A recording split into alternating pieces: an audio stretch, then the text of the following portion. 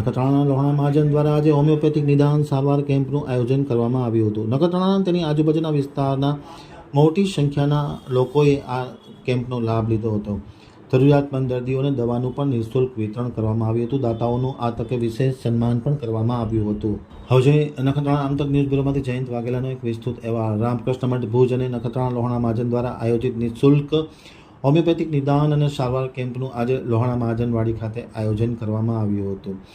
કેમ્પના સહયોગી દાતા તરીકે સ્વર્ગસ્થ સરસ્વતીબેન શિવજીભાઈ આથા નખત્રાણા તથા સ્વર્ગસ્થ તારાબેન વનરાજભાઈ ખતીરા સુપરવાળાએ સેવા આપી હતી.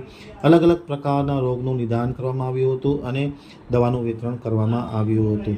આજરોજ સવારના 10 વાગ્યે દીપ પ્રાગટ્ય સાથે કેમ્પનો પ્રારંભ કરવામાં આવ્યો હતો અને કેમ્પમાં મોટી સંખ્યામાં નખત્રાણા તેની આજુબાજુના વિસ્તારના લોકોએ લાભ લીધો હતો. તબીબ દ્વારા તેમને નિદાન કરવામાં આવ્યું હતું. ત્યારબાદ સારવાર આપવામાં આવી હતી અને નિઃશુલ્ક દવા પણ આપવામાં આવી હતી. એમ રાજેશ પલણે આમતક ટીવી સાથેની વાતચીતમાં માહિતી આપતા જણાવ્યું હતું.